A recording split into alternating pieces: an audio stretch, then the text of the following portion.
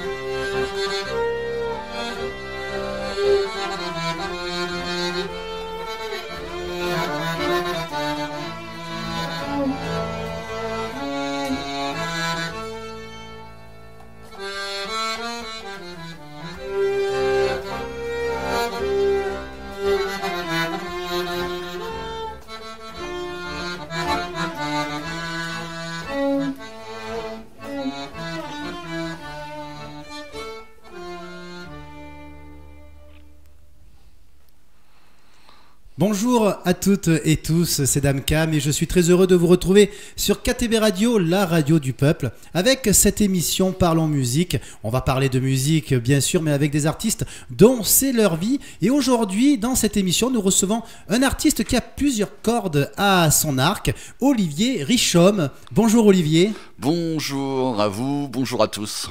Alors on l'a entendu, Olivier, à l'instant, qui fait du violon. C'était le violoniste sur cette chanson. Voilà, une chanson qui est originaire d'Ukraine. Ce sont les musiques qu'on appelle les musiques klezmer. Ce sont les musiques juives de ces lointains pays à qui on souhaite une paix prochaine. Paix et sérénité. Et je disais hors micro pendant la musique, c'est vrai que le violon a ce côté, mais alors poétique et ce nostalgique et Non? Ah Comment bah tu oui, le non, mais ressens? si c'était pas le plus bel instrument de la terre, je jouerais d'un autre instrument, bien sûr. Alors merci Olivier d'avoir accepté notre invitation. Alors Olivier, il est musicien, bon principalement le violon, comédien aussi, conteur. Il a une manière de raconter les choses, est spécialiste et passionné de la musique. Et on va rentrer un peu en détail de toutes tes cordes. Il y a plein de choses à dire. Alors déjà pour commencer, hein, on commence toujours l'émission comme ça. On poursuit, on continue, on découvre le cours de ta vie. Déjà, pour commencer, tu es originaire d'où? J'ai été élevé en Centre-France, dans l'Allier, dans le Nord Allier, dans cette jolie, belle province verte qui est le Bourbonnais. Et je suis né à Montluçon. Ah oui. Et mes parents habitaient un petit village, Sérilly, à côté de la forêt de Troncé. Et j'ai quitté cette région-là, mais j'ai gardé le goût et l'amour des chênes de cet arbre. C'est le plus bel arbre, le chêne. Voilà. Le chêne. Et comment tu es arrivé dans les Hautes-Alpes? Alors, je crois que tu habites du côté de l'Épine, il me semble. Rosan. Rosan, pardon. Comment je suis arrivé dans les Hautes-Alpes? Alors là, en venant de l'Allier, singulièrement en zigzag. Long parcours, longue évolution, les études en fait. Je suis arrivé dans les Hautes-Alpes. J'étais encore étudiant avec un sujet de thèse qui était les musiques populaires, notamment le violon et les identités culturelles. Et mon terrain de recherche était plutôt les musiques populaires des Hautes-Alpes, parce que j'avais écouté un disque qui est sorti à la fin des années 70, où on écoute notamment un violonneux qui est un peu oublié maintenant, mais qui était une vedette locale, qui était Émile Escale, et qui habitait dans le Champsaur, et qui jouait les musiques d'ici. D'accord. Voilà. Bah, écoute, une belle histoire liée entre le pays, la région et la musique. Et sinon, bah, voilà, la musique, comment elle est entrée dans ta vie? Parce que, alors tu vois, vous allez voir, c'est vraiment un spécialiste de la musique. On va parler aussi du site internet.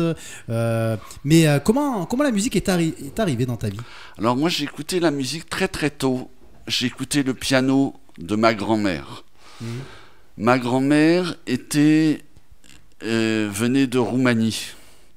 Ma grand-mère était probablement, je crois, la première femme diplômée de l'école d'architecture de Bucarest. Ah, bien. Et elle jouait du piano, elle m'a appris à dessiner.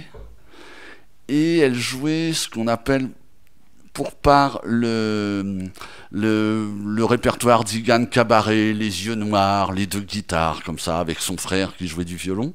Mais elle jouait aussi étonnamment les vieilles chansons françaises, parce que elle étant étrangère, c'était très exotique, elle les connaît pas. Et peut-être mon goût après pour les musiques traditionnelles est né de cette écoute assez précoce de ce répertoire de chansons françaises qui allaient, qu'est-ce qu'elle jouait, Cadet Roussel, Père Guilléry, enfin des vieilles choses comme ça. Mais tu as des origines des pays de l'Est alors? Alors tout à fait, je suis originaire pour partie de Roumanie. C'est pour ça qu'on peut entendre dans la plupart de certains de tes morceaux, il y a cette sonorité un peu de ces pays de l'Est alors, non? Alors oui, ça a été un choix, mais qui a grandi avec ma vie en réalité, parce que le départ de cette famille de Roumanie est quand même lié à l'histoire européenne et aux guerres mondiales et à la chasse aux juifs, voilà. Hein.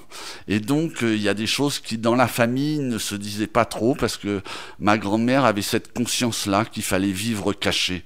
Ah oui. Et donc c'est petit à petit que j'ai appris les choses. Et en même temps que j'ai appris les choses, j'ai appris cette culture et j'ai voulu apprendre cette musique-là. Donc ma musique, elle se partage réellement entre les musiques traditionnelle d'ici, parce que j'ai rencontré des amis, on en reparlera, et ma musique d'origine, ma musique de cœur en fait, qui sont les musiques klezmer. Voilà. D'accord, je comprends mieux. D'accord, parce qu'en préparant cette émission, je me suis dit il y a vraiment cette connotation, voilà, des pays de l'Est. Sinon, dans tes souvenirs, est-ce que tu as le souvenir de ta première prestation en public, que ce soit au violon, ou parce que oui. C'était un souvenir de ta première prestation? J'étais très bon dans Le Loup des Trois Petits Cochons, spectacle de maternelle. D'accord. Ouais. Ah oui. Je disais, je vais souffler jusqu'à ce que votre maison, voilà. C'est mon premier. Ouais, j'avais 4 ans.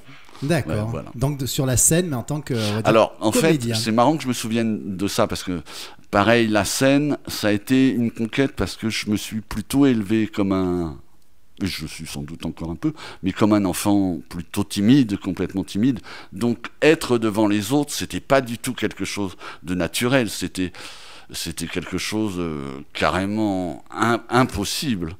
Et bon, on apprend à dompter ça. On a toujours le trac, la trouille, parce que ça fait partie du boulot. Mais étant petit, je suis pas sûr d'avoir fait ça avec grand plaisir. Alors, quand on regarde, on va dire ton CV, tu marques que tu as fait l'université en ethnomusicologie. Qu'est-ce que c'est? J'ai jamais entendu le terme. Bon ben alors, ethno, peuple, musicologie, musique, la musique des peuples. En fait, c'est l'étude des musiques populaires, traditionnelles. Alors, est-ce qu'il y a vraiment une université pour ça, ou alors c'est l'expérience de ta vie que non, tu fais comme si c'est c'était une discipline à part entière. D'accord. C'est vraiment une discipline oui. à part entière, qui est une branche de la musicologie. Voilà. D'accord. Ouais. Et donc tu as appris plein de choses J'ai appris plein de choses. Pareil, la vie est faite évidemment de rencontres. C'est un peu, quand même, une fois qu'on a dit ça, super. Mais j'ai eu la chance d'avoir un professeur à l'université qui était un spécialiste de la musique médiévale et qui est un type qui était dur sur certains côtés, mais qui rendait aussi la confiance qu'on lui donnait, et il m'a donné les clés pour avancer dans ce métier, dans cette discipline-là. Et donc c'est Gérard Levotte, qui un de mes maîtres. Voilà. Il y a souvent, quand on discute avec des artistes, il y a toujours une rencontre qui va sortir des autres et qui vont vraiment donner une orientation particulière. Ouais, ben voilà, je pense que la vie, ça doit être d'enfoncer des portes. Enfoncer les portes ouvertes, c'est un peu nul, mais il y a des gens qui donnent des clés, voilà. Oui.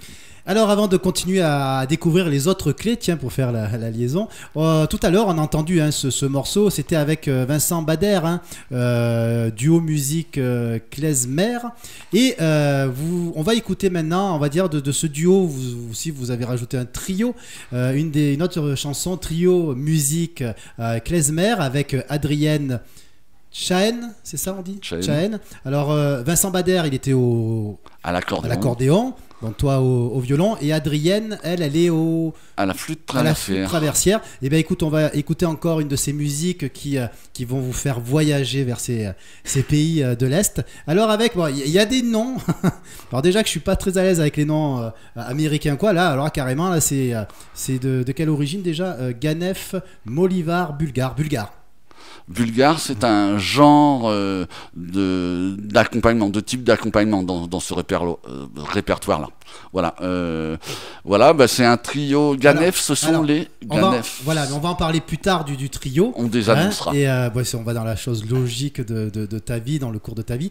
Et on parlera un peu de ce trio, de ce duo et des personnes avec qui tu as joué. Mais là, pour le moment, on va écouter donc ce trio musique klezmer avec Olivier Richomme, qui est notre invité aujourd'hui.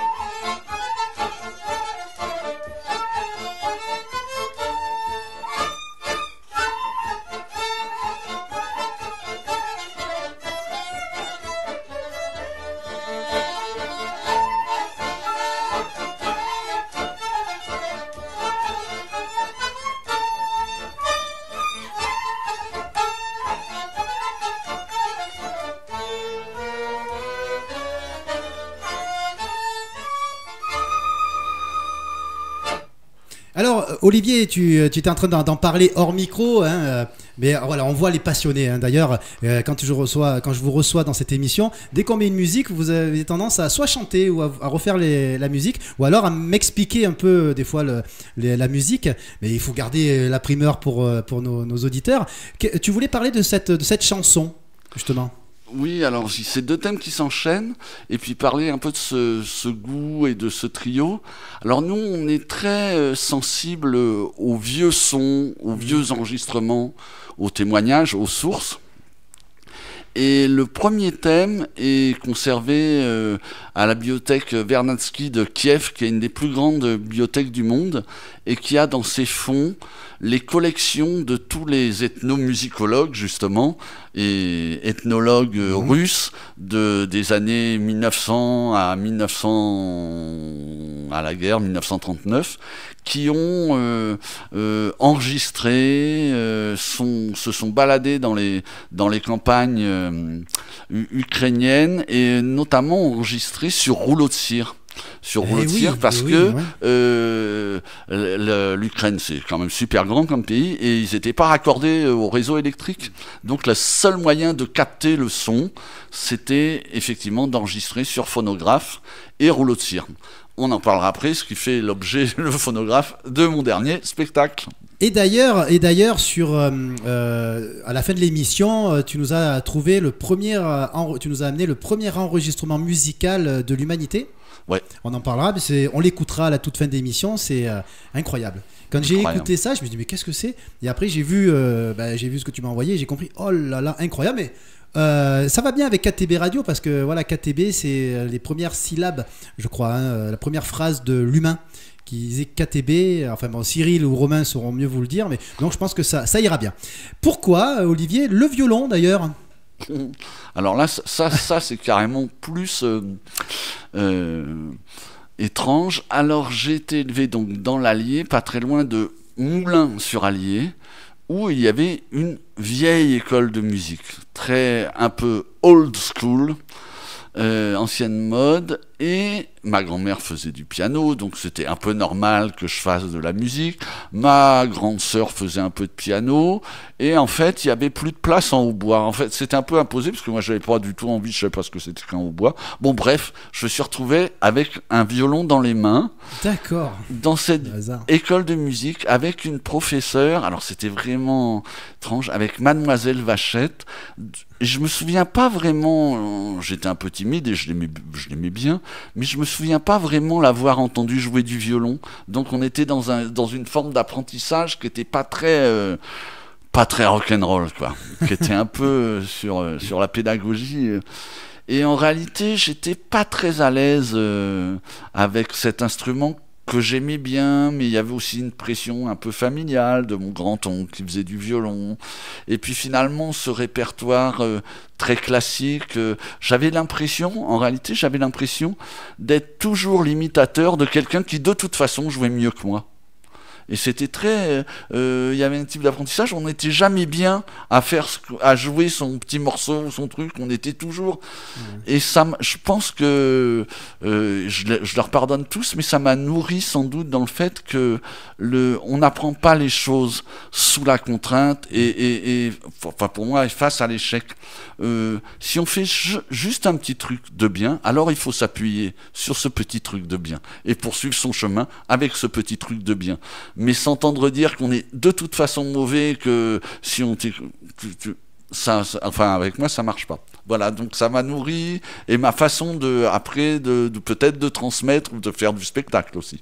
Voilà. Oui, on voit. Alors aussi, il fait beaucoup d'improvisation. On voit qu'il parle bien, Olivier Richomme. Alors aussi, hein, tu parlais sérieusement. Tu as écrit sérieusement pour des choses sérieuses, comme tu dis, pour des articles, livrés de CD. Tu as même enseigné quelques années comme vacataire à l'université. Ouais, c'était rigolo, ça, c'était bien. Alors, effectivement, de toute façon, on n'en sort jamais vraiment de ce côté spectacle, parce que l'enseignement, la façon de se trouver face à un public, on est face à un public, donc il y a le contenu de ce qu'on transmet, mais il y a également la forme, la façon. Et donc c'était une très belle expérience d'enseigner ça d'enseigner à l'université, ouais, c'était et de faire découvrir aussi, parce que j'avais la chance donc d'enseigner plutôt ces musiques-là, les musiques du monde, et donc faire découvrir à des gens qui sortaient plutôt de conservatoire des sonorités incroyables qu'on n'imagine pas dans les conservatoires, voilà. Et tu as écrit pour quel type d'article aussi alors? Alors pour quelques revues spécialisées, j'ai fait quelques livrets de CD pour Encore à Radio France par exemple. D'accord. Des trucs un peu spécialisés, voilà. Alors, tu as fait des histoires qui ont fini par se mêler à la musique et tu as rejoint aussi la compagnie de théâtre itinérant Pilou Versa. 15 ans d'activité et de spectacle. Les Pilou Versa, qui est une compagnie très connue ici dans la région. Encore très connu. Alors il y a des jeunes qui savent même pas que ça existait ici, mais il y a des anciens qui disent. Ah bon? Il y a des fois des gens mais tu faisais pas partie, et ça c'est rigolo. Ouais, c'était une super expérience, où on a appris. On apprend tout le temps, mais on a fait notre métier, mais on a appris aussi notre métier sur le chemin, et j'ai gardé de cette expérience-là le goût pour les chapiteaux, le goût pour les caravanes. C'est vrai qu'avec les Pilou Versa, ils ont fait des événements incroyables dans la région avec les chapiteaux, mais ça n'existe plus les Pilou Versa? Alors nous avons clos la compagnie en 2016. Déjà? Oh putain mince, d'accord, je pensais que ça existait encore. Ah bon. Alors tu as aussi conforté par les stages dispensés par le Bataclown. Alors le Bataclown, c'est une compagnie de clown théâtre fondée en 1980 et implantée en Gascogne, près de Toulouse je crois. Actif et reconnu dans les 3 domaines de la formation, de la clownanalyse, c'est marqué clownanalyse, je veux dire. Bon sketch. Et du spectacle. Le Bataclown est aujourd'hui à la tête d'un réseau solide, compétent et diversifié au service de l'art du clown. Là aussi, j'apprends qu'il y a vraiment des organismes, des stages, comme une université de clown en fait. Alors eux, je parlais de Gérard Levotte qui m'a donné une clé. Voilà des gens qui m'ont donné une autre clé. Le fait d'être sur scène, tous les métiers sont durs. Je pense qu'être vissé à sa chaîne, à une chaîne de montage, c'est quand même super dur. Le spectacle est un métier super dur parce que il y a quand même un avant et un pendant et un après. Et avant de commencer, c'est on-off. C'est qu'il y a une espèce de violence comme ça, d'impulsion, mais il faut y être, quoi. Et c'est assez dur. Et c'est se mettre aussi un peu ce côté, comme on dit, se mettre un peu les tripes à l'envers, enfin se jouer sur des émotions. Et je me souviens avoir subi des gros échecs, être dans des trucs d'improvisation et d'être tétanisé, pas être bloqué. Et la formation avec le Bataclown, j'ai pris plaisir à être sur scène, à me raconter, et en fait, ce qui a été le déclic, alors chacun fait son chemin, c'est que je me suis appuyé sur mon passé, sur moi-même. En réalité, plutôt que d'imaginer autre chose, j'ai parlé de moi. Et c'était et ça a été le déclencheur. Il y a même une chose que j'ai gardée après pour des spectacles. Je me suis souvenu de l'accent, par exemple, de ma grand-mère ou de ses ancêtres-là. Oui. Et cet accent absolument étranger, très étrange, et que l'on peut écouter et dans la Roumanie. Et ils parlaient tous comme ça. Oui, ça doit bien aller au personnage. Ça m'a permis de développer, de débloquer des choses. Voilà. D'accord, mais et c'est quand même compliqué de faire le clown. On peut croire que ça peut être facile, mais j'ai l'impression que n'est pas clown qui veut quand même. Alors il y a X définitions. Alors peut-être j'espère ne pas trahir les gens du Bataclown. Pour le Bataclown, il y a quand même un retour à l'enfance, mais le clown n'est jamais un enfant. Il a les yeux de l'enfant, c'est-à-dire la découverte du monde, absolument tout est à découvrir. Donc, un appétit de découvrir, de manger le monde. Il a donc il n'infantilise pas. Il est plutôt asexué. Il a cette légèreté-là. Il a un rapport aussi à la mort, je pense. ou à quelque chose d'ultime, c'est-à-dire qu'est-ce qui se passe si je suis tout seul, etc. Donc la désespérance, tomber à ce niveau-là. Donc il y a ces éléments-là. Quand on fait des spectacles, on n'utilise pas forcément tous ces éléments du clown. Il y a des vrais clowns, mais moi je suis pas forcément. Il y a des spectacles où je suis pas clown. Peut-être je fonctionne sur des éléments, des mécanismes qui sont propres au clown, mais le spectacle n'est pas forcément. Et s'il y a un autre élément sur le clown, je pense pas qu'on puisse être clown très jeune, parce qu'il faut avoir mémorisé, digéré sa part d'enfant.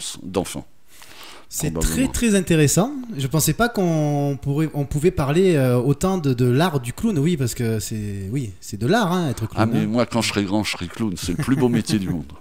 Alors ce qu'on va faire, on va faire encore une petite pause musicale. On va continuer à écouter Olivier Richomme avec son violon. On va retourner avec le duo musique klezmer, Moldavian Aura. C'est ça, je dis bien? C'est parfait. Allez, on écoute tout de suite.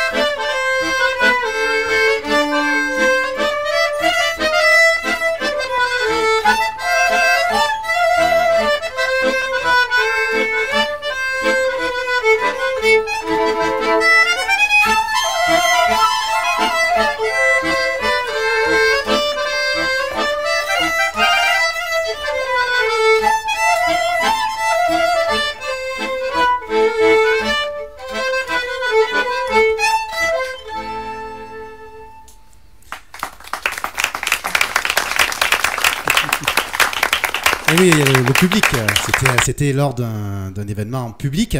Alors, on continue un peu tes expériences, tes rencontres. Tu as fait aussi partie de l'agence Gauthier et Berman. C'est un duo clownesque qui dispense ses expertises sur tous les théâtres d'opération. Sérieux, attention. Qu'est-ce que c'est que cette histoire? Alors, c'est une histoire qui a commencé très tard, un festival, à la fermeture de la buvette, avec Gauthier, Clément Gauthier, excellent chanteur, excellent clown, et on on avait, pareil, on a un goût pour les archives, et on délirait sur les accents, notamment des premiers films, des actualités pâtées. Oui. Où nous voyons ces paysans en train de tirer leurs mules, enfin ces accents incroyables. Ouais. Et donc on a fait ça très tard, puis après on s'est dit tiens, si on faisait plus tôt sous forme de spectacle, donc on l'a fait comme ça. D'accord. Et puis de fil en aiguille, on est sorti, donc c'était plutôt un festival de musique traditionnelle, donc notre expertise était liée au folklore, on était des super spécialistes. Et puis on a eu la chance de faire pour la fête des simples à Rozan. Ah oui. Donc tous les gens qui font des huiles essentielles, etc. Où on a fait toute expertise, fleurs et flore, où on était des contrôleurs, on a battu les stands pendant une journée et demie, enfin pendant le week-end, avec un concept théâtral que j'aime bien. Clownesque, c'est-à-dire qu'on commence le spectacle samedi à 9h, on finit dimanche à 19h. C'est-à-dire qu'on avait une caravane et on était en fait tout le temps un peu en jeu. Pas tout le temps à fond, mais on essayait de tenir des personnages. Mais ce côté scientifique, où on avait fait une apparition le dimanche après-midi avec des espèces de grosses bulles sur la tête qui étaient des têtes de réverbères lyonnais récupérées. Transparent, ça faisait un peu cosmonaute. Et les responsables de l'observatoire astronomique des Baronnies provençales, ils ont dit « Ah, mais c'est rigolo, ça serait rigolo à l'observatoire. » Et donc, on a développé l'agence, un spectacle pour l'observatoire. En fait, on a tiré un fil comme ça, mais peut-être le fil principal à bien réfléchir de ces... bêtises qu'on a faites, c'est malgré tout, ce qu'on a fait aussi avec les Pinot Versa, avec les visites, les balades, spectacles, c'est quand même un goût pour la science et pour les choses solides. Et en réalité, un de mes fils rouges, parce que je suis quand même un pur produit de l'université, moi, avant d'avoir dérapé un peu sévèrement, mais quand même, j'ai quand même ce côté-là, c'était des bonnes années l'université. Et donc, le fait le spectacle et la science, plus ça va, plus je resserre sur cet axe-là. Voilà. Vous avez compris, on est avec le professeur Olivier Richomme. Ça pourrait être un nom de scène aussi, professeur. Ouais. En plus, bon, pour ceux qui nous écoutent et qui ne nous voient pas, c'est vrai qu'Olivier, il a la barbe blanche, les cheveux longs avec les petites lunettes. On dirait vraiment un professeur. Et oui, c'est un sacré personnage. En plus, vous avez pu entendre qu'il a plein d'histoires à raconter, dis donc. Je crois qu'on va faire une émission de 3 heures. Alors, sans oublier aussi, parce qu'il a vécu plein de choses, ta participation avec la compagnie Coïncidence pour des balades, spectacles savamment drôlatiques. Il y a des mots aujourd'hui. Ben oui, parce qu'il y avait toujours, justement, s'appuyer sur des faits absolument réels, avérés, et faire le pas de côté, voilà. Ou en surplomb ou par en dessous, le regard décalé, quoi. Et c'est en fait c'est une façon d'apprendre le monde qui m'intéresse. C'est-à-dire que mais je crois que même petit je faisais ça, c'est regarder comment sont faites les choses, ou passer derrière la réalité.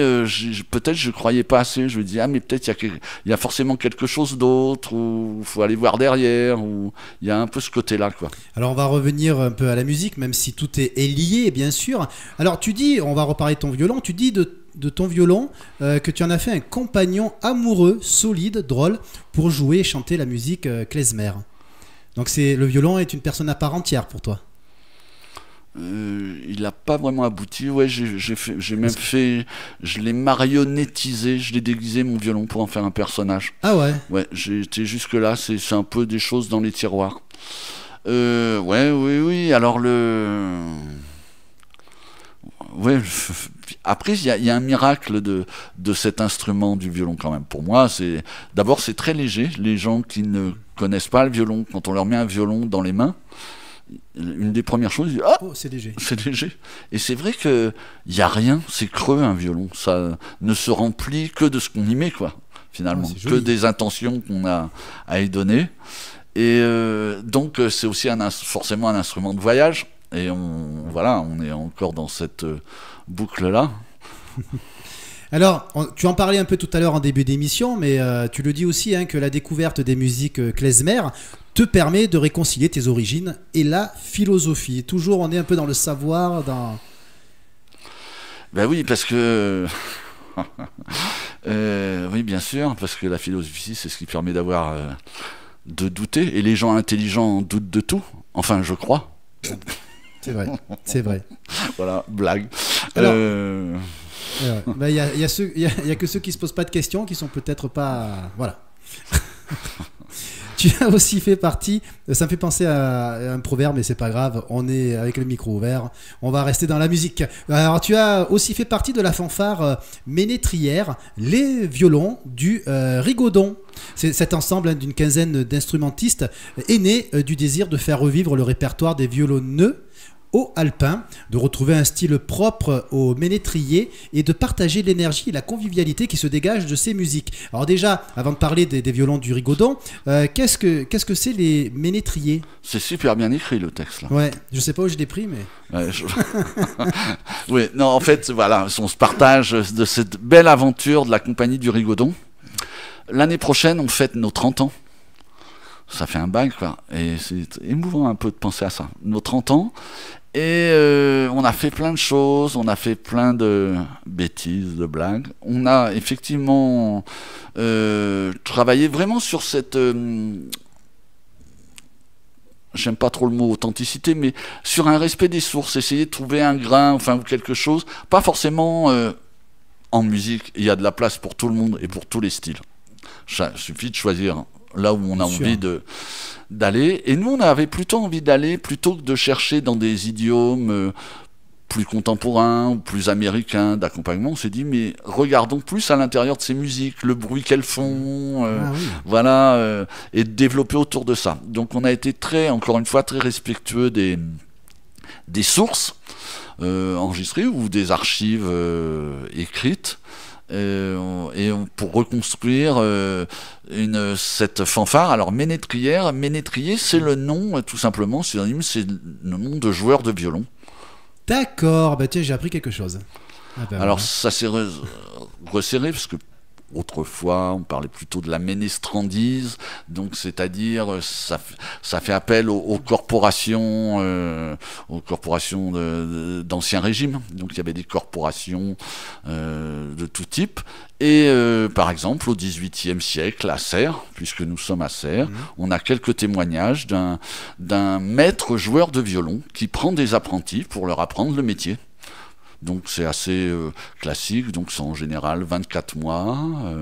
Le maître doit amener son apprenti partout où il doit jouer, doit lui fournir un violon, mais l'apprenti paye une certaine somme, voilà. J'adore. Alors, j'adore ce que tu racontes, c'est ça que j'aime dans cette émission, c'est que on reçoit vraiment des musiciens, des artistes de tous bords, de tous les styles de musique, du lyrique, de la variété française, même du rap, du rock, et on apprend toujours des choses incroyables. La musique a une histoire, enfin c'est illimité, j'ai l'impression. On apprend des choses tous les jours. C'est incroyable. Et alors aussi, tu as fait un détour après un détour par les musiques traditionnelles des Alpes du Sud, tu participes aussi aux activités de la Bégal Factory. C'était quoi leur spécialité à la Bégal Factory? Bégal Factory, alors ça c'est un peu suite à la clôture des Pilou Versa. J'ai rejoint un peu des amis qui étaient plutôt basés en Bretagne et qui pratiquaient plutôt les musiques klezmer. Et je les ai rejoints pour plusieurs spectacles. Un qui était un truc incroyable, qui s'appelait le Tiche, qui était un repas spectacle où on faisait la cuisine, on chantait. Les chants en Ukraine, dans cette tradition, il y a une grande tradition de chants sans paroles, où ils chantent voy voy voy, bom bom bom, bam bam bam. Et il y a les tiches qui s'appellent au pluriel les nigunim, au singulier les niguns, et ces chants sans paroles, ils racontent tout, ils racontent la vie, mais il y a les tiches niguns qui sont les chants de table.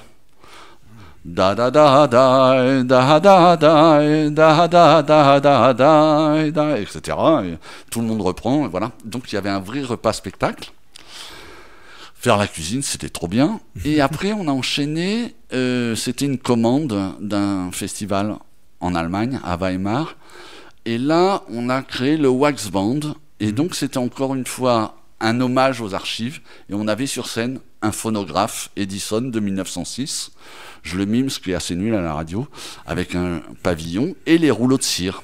Et donc, il y avait un dialogue sur scène entre des enregistrements d'archives qu'on écoutait, mais moi j'étais le technicien manipulateur, j'enregistrais les collègues sur scène, je rediffusais sur scène, ils rejouaient avec la bande, il y avait toutes les... Voilà. Et puis après, il y a eu les événements du Covid, et donc ce spectacle s'est arrêté. Alors, on peut voir des extraits de ce spectacle sur YouTube, je les ai vus. Alors, j'ai failli le télécharger, mais en fait, il y a aussi pas mal de jeux de scène. Donc, mais vous allez sur YouTube et vous marquez Wax Band Project, c'est ça, WAXBAND. Et normalement, on voit, il y a une vidéo qui retransmet, on va dire, un petit best-of de ces jeux. Wax, c'est la cire en anglais. Voilà, cylindre de cire. D'accord. Et bien maintenant, ce qu'on va faire, parce que Olivier Richomme a joué aussi pour d'autres personnes. Tu as été aussi le violoniste de Jean-Bernard Plantevin. Et on va écouter. Alors, on va parler après de Jean-Bernard Plantevin. Vous allez voir de suite. Alors, on change de style. On va être, on va dire, il chante en Languedoc. C'est ça. En provençal, ouais. Voilà, donc c'est très, très joyeux aussi. Et le violon que vous allez entendre derrière, c'est notre invité, Olivier Richomme.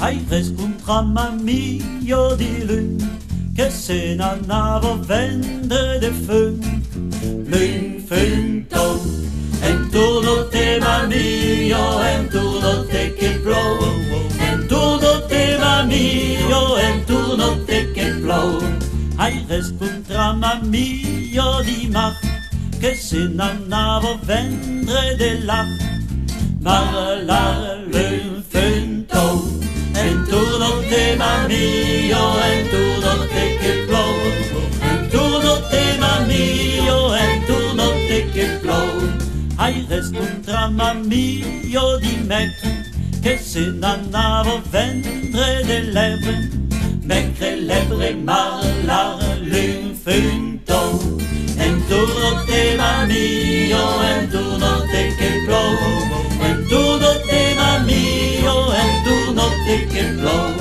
hai rescontra mio di Joe che se n'andava vendre de bio Joe bio maigre lèvres mar l'infinto intorno te mio intorno te che plou intorno te mio intorno te che plou hai rescontra mio di vendre che se n'andava vendre de cendre vendre cendre Joe bio maigre lèvres mar l'infinto intorno te mio intorno te che plou intorno te mio intorno te che plou hai rescontra mio di sacco che se n'andava vendre de pasto santo pasto vendre sempre Joe bio maigre lèvres mar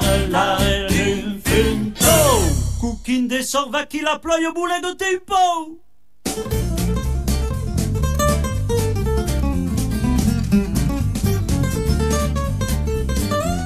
hai rescontra mio di mente che se n'andava vendre de micio santo pasto vendre sempre Joe bio maigre lèvres mar l'infinto intorno te mio intorno te che plou intorno te mio intorno te che plou.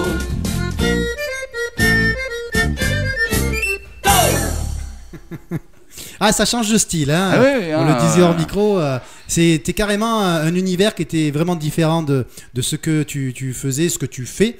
Mais on en parlera un peu de cette aventure aussi avec Jean-Bernard Plantevin.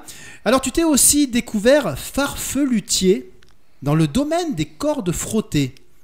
Là aussi, pareil, un mot que je ne connaissais pas. Farfelutier, qu'est-ce que c'est ?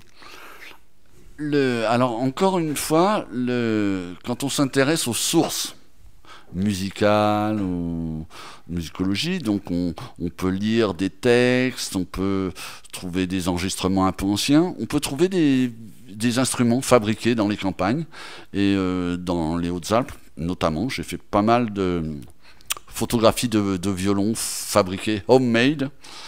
Et le fil qu'on peut tirer de ces expériences-là, c'est pas de faire des copies, c'est dire comment on pourrait traduire ça aujourd'hui, ou peut-être prendre l'essence. Et en fait, l'essence, c'est que l'économie dans les campagnes, il y a un siècle, le gamin, l'ado qui voulait faire de la musique, il allait pas au magasin, quoi. L'argent, il circulait pas comme maintenant. Et donc, une des façons de rentrer dans la musique, c'était de fabriquer son instrument. Donc, pourquoi pas garder tout simplement cet esprit-là. Et donc, j'ai pas inventé la lutherie populaire, évidemment. Mais j'ai tiré ce fil-là avec le violon adapté, avec seulement 2 cordes. Donc, ça m'a donné l'idée de lui donner un nom. Donc, j'appelle ça un biolon, par exemple. Donc, en lui donnant un nom, je lui donne une existence, une réalité. Voilà. Et en fait, ce qui permet en retour de se poser des questions de lutherie, d'apprendre les problèmes physiques et musicaux. Incroyable. Voilà. Donc la lutherie, j'ai beaucoup de respect pour les luthiers, qui est après clown peut-être, c'est un des plus beaux métiers du monde. Il y a plein de beaux métiers dans le monde.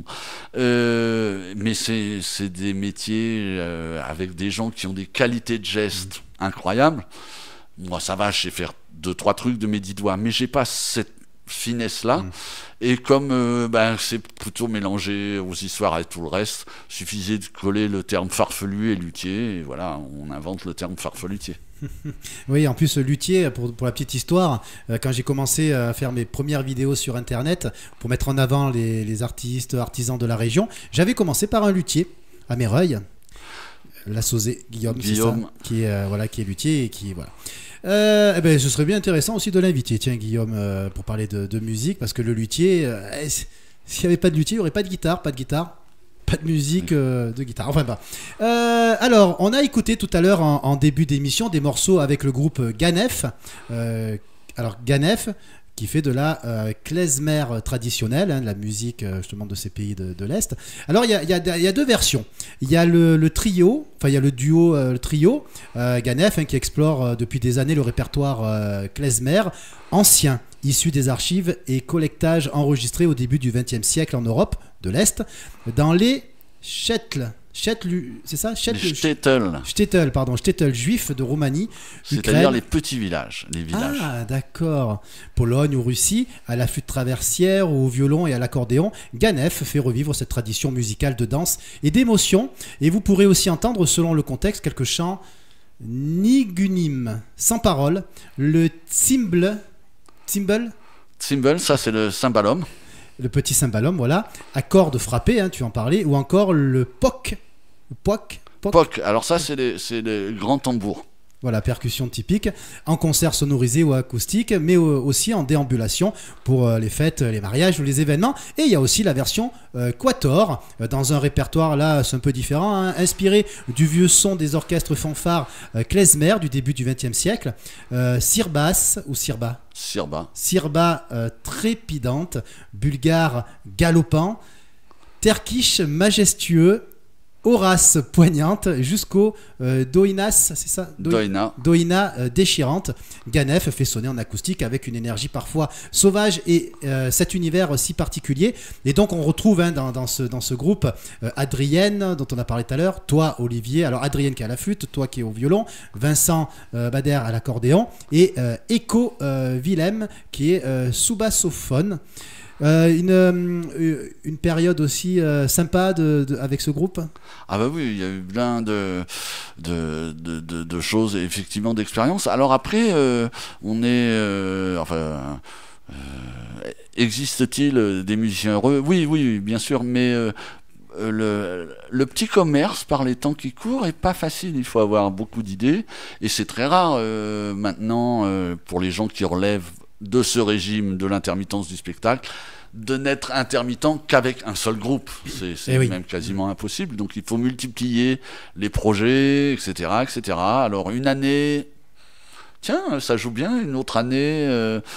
Alors c'est assez difficile mentalement, parce que quand on vend pas bien, on se dit mince, qu'est-ce qu'on est nul.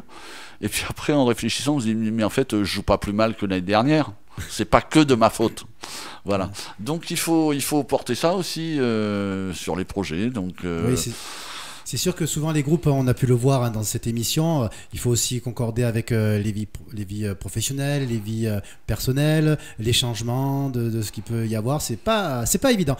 Tu as collaboré aussi avec des grands noms de la scène klezmer, Amit Vesberger, Jérôme Bloch, Laurent Clouet, dans d'ailleurs Wax Band.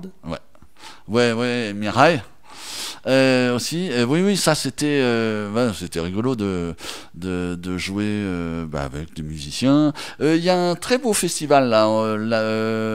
Il y a eu la deuxième, il y aura la troisième au mois d'octobre dans la Drôme à Dieulefit, c'est pas très loin. Un très beau festival de musique klezmer. Voilà. D'accord, et donc je suppose que tu y seras. Bah ouais. Alors tu es aussi créateur de spectacles comme par Le Petit Bout de la Lorgnette ou récemment Edison et moi. Donc tu sais ça, tu alternes entre musique et voilà, et il faut trouver l'énergie d'un peu multiplier les projets pour vivre ou survivre. Par Le Petit Bout de la Lorgnette, c'est effectivement une commande de l'Observatoire astronomique des Baronnies provençales à Moidan. Alors ça, c'est je renoue avec l'aspect plus universitaire, et puis je découvre un domaine que j'ignorais, l'astronomie. Et encore maintenant, en physique quantique, je suis quand même pas très fort. Mais ça permet d'interroger justement la médiation, c'est-à-dire le spectacle, celui qui sait pas comment faire venir des gens à une autre discipline, etc. Donc ça peut ouvrir des champs des travaux très intéressants justement sur ce qu'on appelle la médiation, comment trouver les outils. Parler musique et astronomie, mais alors évidemment il y a beaucoup en musique contemporaine, mais à l'époque baroque il y a des thèmes incroyables de musique, de l'époque de Tycho Brahe, de Galilée, des gens ou même on peut étendre ça donc musique, mais aussi avec la peinture. Il y a eu vraiment tout un tas de disciplines qui sont à la fois très proches et assez lointaines finalement. Alors tout à l'heure, on en a parlé, tu as joué dans le groupe de Jean-Bernard Plantevin avec des chants en Languedoc que l'on a entendu juste avant. Jean-Bernard Plantevin, c'est un auteur-compositeur interprète français né en 1950 d'expression occitane provençale. Ses textes sont écrits à la fois en graphie mistralienne et classique. D'ailleurs, même Pierre Perret l'avait autorisé à traduire ses chansons qui ont donné lieu à la publication d'un album qui s'appelle JBB, chante Pierre Perret en provençal, où la chanson, pour la petite histoire, la chanson Le Zizi est devenue Lou Kiki. Voilà. Et donc tu t'es retrouvé aussi. Alors c'est vrai que tu le disais hors micro, c'est vrai que là c'est plus de la musique, on va dire un peu plus variété, un peu plus.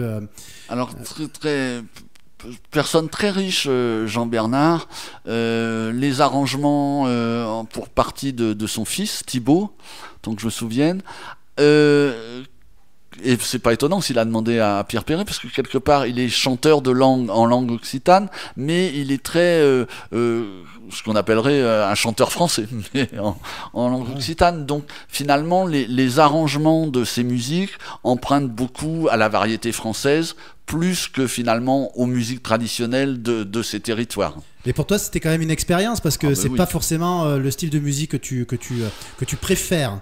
Mais c'était intéressant déjà parce que c'était une musique très écrite, donc il y avait une façon de travailler avec les partitions, une rapidité en studio où finalement on est moins dans des notions de groupe. On a fait des concerts ensemble, j'ai accompagné Jean-Bernard, mais le truc de studio, on va au studio, on joue sa partie, on voit pas les autres musiciens. Ah oui. Donc on est dans une construction musicale qui est un peu différente, qui est pas celle vraiment du groupe, enfin qui est une vraie réalité musicale. Hein. Eh ben, écoute, on va encore écouter une autre des chansons où on t'entend en tant que violoniste derrière donc ce groupe de Jean-Bernard Plantevin. Alors c'est du provençal, hein. Le titre c'est Sian por Sian Contant. Je crois que voilà. Je sais pas si ça se dit bien comme ça, mais voilà. Allez, on écoute tout de suite. Si siam paure e siam content, hi ha de fallou din l'olor, se n'hi ha gaire n'hi ha sovint, dansa la farandulo.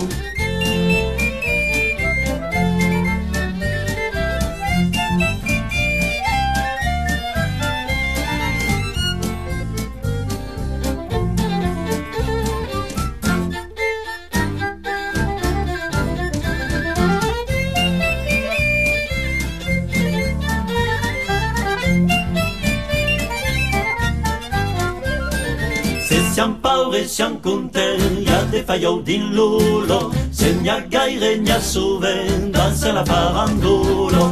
Se siam paure e siam content, hi ha de fallou din l'olor, se n'hi ha gaire n'hi ha sovint, dansa la farandulo.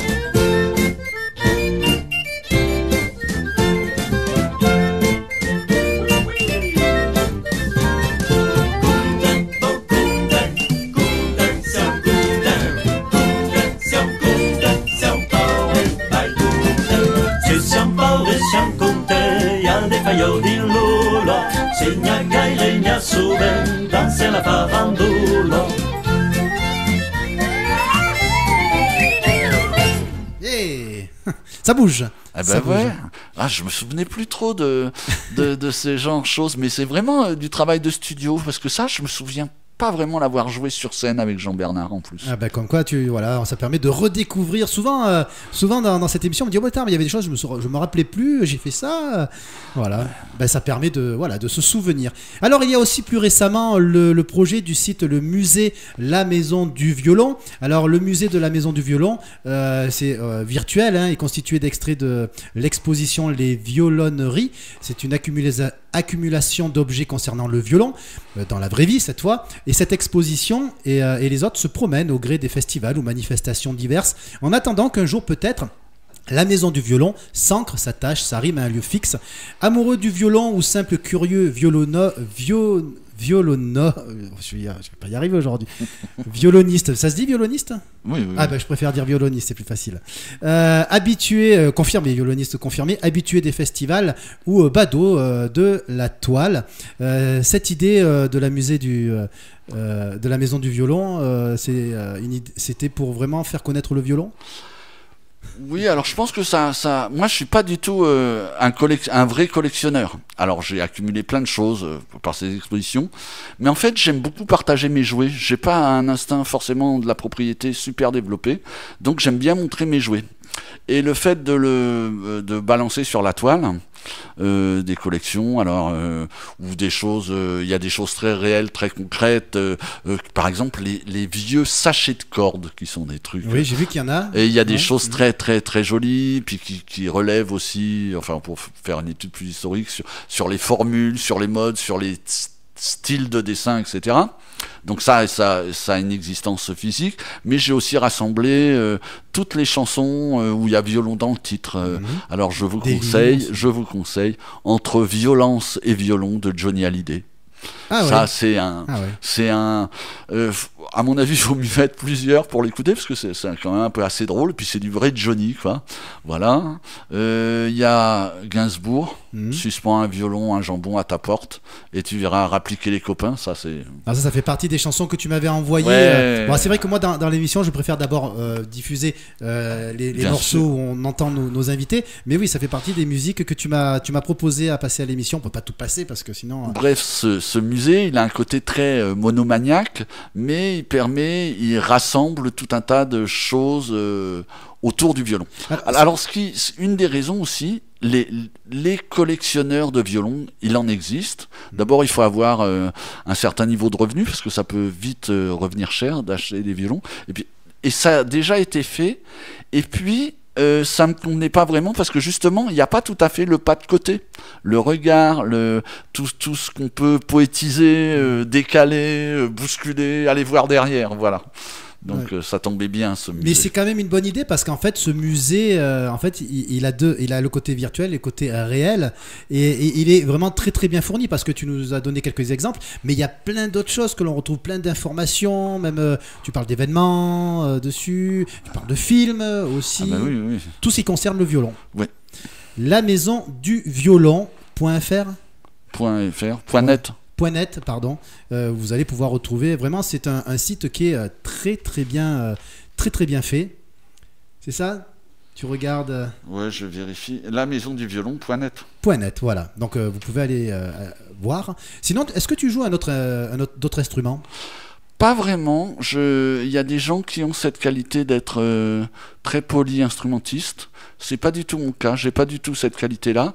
Alors j'ai bidouillé un peu. Je joue de la scie musicale. Je sais manipuler une scie musicale. Ouais. Voilà. J'ai joué pour un spectacle d'un petit accordéon pour une chanson, mais je joue pas de l'accordéon. C'était plus sur l'image, plus clown en quelque sorte, mais non, très monomaniaque, violon, mais c'était, enfin un combat, non, mais c'est un parcours, c'est-à-dire que je suis pas non plus seulement instrumentiste, je suis un peu d'autre chose, j'ai écrit, donc il fallait... Ah ouais, dire. Tu écris aussi, alors tu composes, tu écris? Oui, ben, des articles sérieux ou pas sérieux, sur violon, j'ai fait... Sur les compositions, j'en ai fait comme tout le monde, pas plus que ça. Mais c'était trouver une position où je suis très pluridisciplinaire finalement. J'ai fait un peu de violon, ouais. J'ai fabriqué un peu, ouais. J'ai fait raconter des bêtises, ouais, un peu. Écrire un peu. Donc c'était trouver une attitude, une posture où je suis au centre, manipuler ça. Et je pense que le musée du violon peut montrer ça, justement. Est-ce que quels sont les futurs projets? Tu disais qu'il y a peut-être un nouveau spectacle, non, qui est récent? Oui, alors il y a toujours, j'ai vraiment envie de creuser ce sillon, le sillon pas du disque, mais Nissan, non, ces aventures scientifiques. Je me suis rendu compte qu'on peut pas parler de tout. Une des raisons pour laquelle j'habite cette région, c'est que c'est une région très minérale. J'aime les pierres.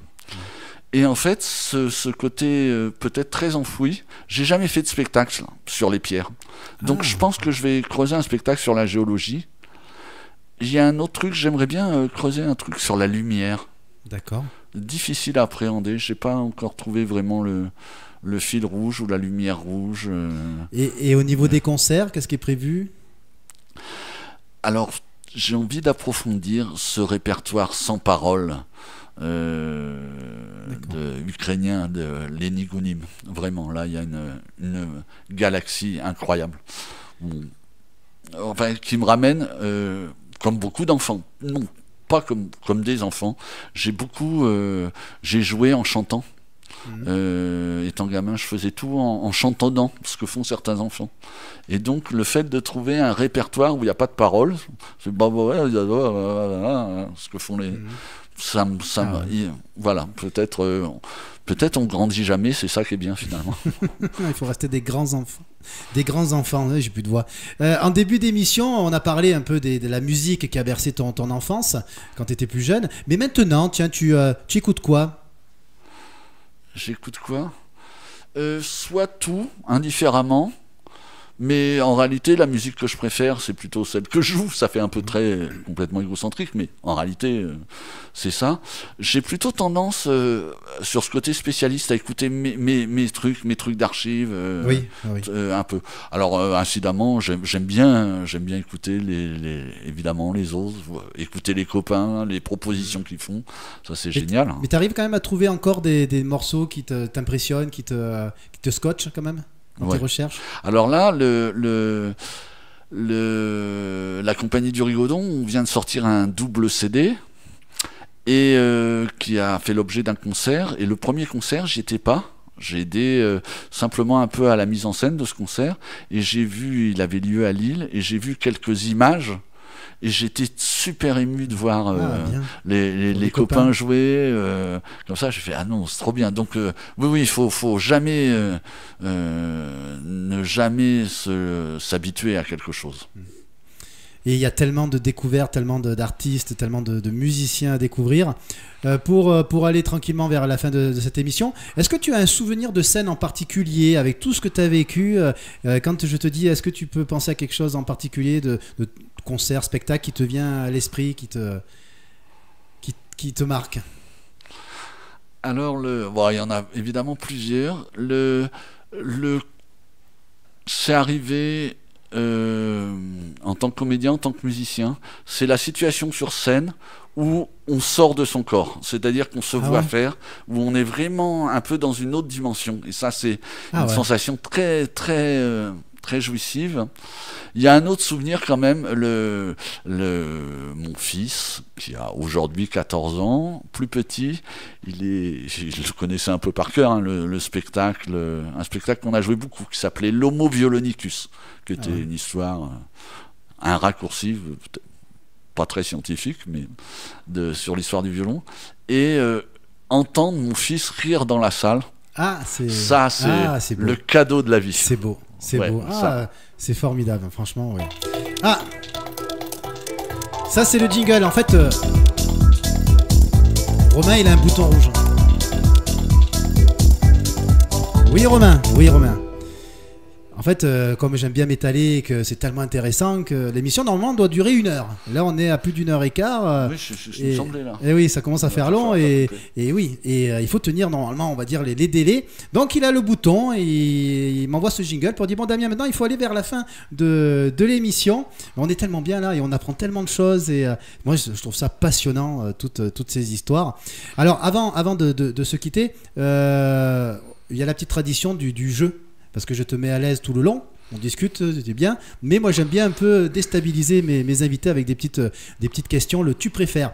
Mais avant, parce que je sais que tu avais pris des notes, etc., est-ce qu'il y a d'autres choses sur lesquelles tu voulais parler, rajouter? Est-ce qu'on a parlé un peu de tout ou pas? Eh ben, j'ai la chance quand même d'habiter en famille à Rozan, et j'ai cité mon fils, mais j'ai aussi le soutien de ma femme, et c'est quand même pas rien quand même. Bon, d'accord, elle est céramiste, mais oui, voilà. À Rozan. Donc quand elle a les mains dans la terre, je peux faire du violon tranquille. Voilà une saine répartition des tâches. Voilà. Et effectivement, sur ces métiers-là, il faut être avec des gens qui comprennent de quoi il s'agit comme métier. Voilà. Donc tu voulais aller faire une petite dédicace, un petit hommage à la personne qui te soutient et qui t'accompagne. Parce que c'est pas un métier facile aussi, surtout que, voilà, comme je le dis souvent, alors il y a des artistes, ils aiment se dire artistes occasionnels, parce qu'ils ont une vie à côté, ils sont obligés de travailler aussi, parce qu'ils vivent pas forcément complètement de la musique, et c'est pas évident. Non. Ouais. Alors, allez, les questions. Ah oui, les questions. Alors, tu peux argumenter si tu en as envie ou pas. Voilà, tout simplement. Alors, tu préfères avoir plus d'argent ou plus de temps? Ah oui. Plus d'argent. Alors, tu préfères boire de la bière à vie ou du vin à vie? Plutôt vodka. Oui, plutôt vodka, ça c'est sûr. Alors, tu choisis, alors là, dans le style de musique, on va voir.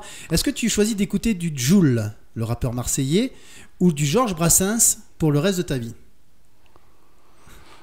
Je botte en touche, mais j'avoue que d'abord parce que je connais un peu Brassens, et Jul, j'avoue que je ne connais pas. C'est un rappeur marseillais qui utilise des voix électroniques pour chanter. Voilà. Donc oui, plutôt Georges Brassens, bien sûr. Plutôt acoustique ou électronique? Alors, moi, je fais plutôt acoustique, mais sur les musiques électroacoustiques ou électroniques, il y a des super trucs. D'accord. Ouais. Tu préfères rester toi ou devenir quelqu'un d'autre? Alors, si c'était à recommencer, peut-être j'aurais été quelqu'un d'autre, mais il faut beaucoup de temps pour apprendre à être soi et comprendre que la façon dont on fait les choses, elle nous appartient en propre. Et l'assumer, ça demande du temps. C'est une grande conquête. Alors tu vois, tu es le premier à répondre comme ça, parce que tout le monde dit rester moi-même. Et moi, je l'ai joué aussi le jeu, hein, et je suis un peu de cet avis-là, comme toi. Et c'est la première fois que quelqu'un me dit non. Enfin, ça fait à y réfléchir. Guitare. Alors, j'ai marqué guitare ou piano, mais j'ai rajouté ou violon. J'aime beaucoup la guitare électrique, je suis très fan du piano, et j'aime beaucoup le violon.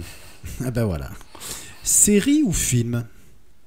Un film. Les séries, je suis une bille, je connais pas les séries, moi.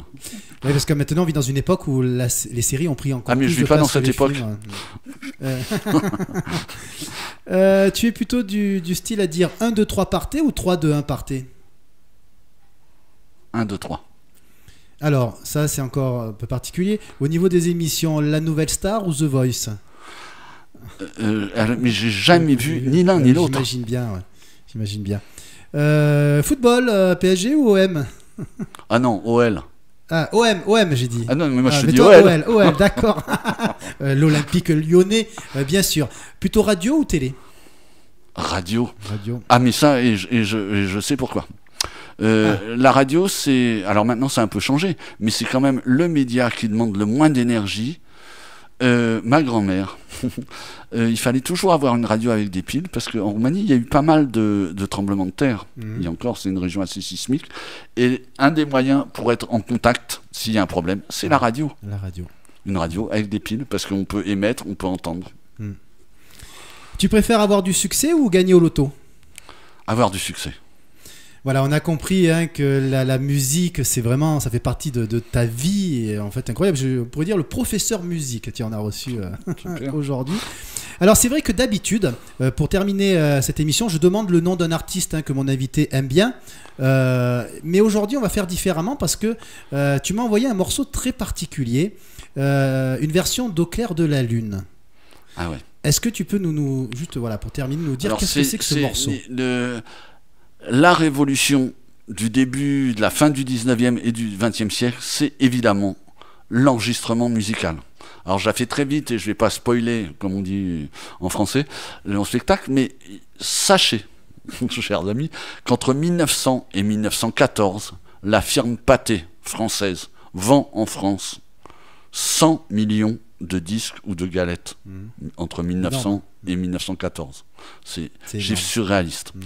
Mais avant d'en arriver là à avoir des appareils qui fonctionnent, il y avait un chercheur, poète, écrivain, Édouard Léon Scott de Martinville, qui a enregistré sur un rouleau. En fait, il voulait montrer la nature physique du son. C'est-à-dire qu'on voyait physiquement des traits sur un cylindre. Et il a enregistré. Lui, il s'est dit, ça serait bien de pouvoir réécouter, mais il n'a jamais pu trouver les moyens techniques. Et en 2007, il y a des chercheurs américains dans un projet qui s'appelle The First Sound, qui ont le premier son. Et voilà, et donc on a pu écouter ce premier enregistrement de l'histoire de l'humanité. Incroyable. Ça doit être 1860. C'est ça, 1860, le premier enregistrement de l'humanité. On va l'écouter juste après. En tout cas, merci. Olivier Richomme d'avoir été présent avec nous pour cette émission Parlons Musique. C'était vraiment alors très intéressant. On est vraiment allé aussi dans l'essence de l'histoire de la musique et je me suis régalé. On se retrouve la semaine prochaine avec un nouvel artiste local avec qui nous parlerons bien évidemment de musique. Olivier. Et de musique. Non mais je cherchais le nom. Ah non, le nom on le donnera plus tard. Alors nous allons donc terminer cette émission en écoutant cette chanson d'Au clair de la lune, mais qui est la première chanson enregistrée de l'histoire de l'humanité en 1860. Incroyable. J'en parlais tout à l'heure hors micro à Romain et Cyril. Voilà. Et merci de nous avoir donné cet enregistrement. En tout cas, merci Olivier. Merci. Et à très vite, parce qu'il est du coin vite, aussi. Oui. Voilà. Allez, Au clair de la lune, premier enregistrement de l'humanité.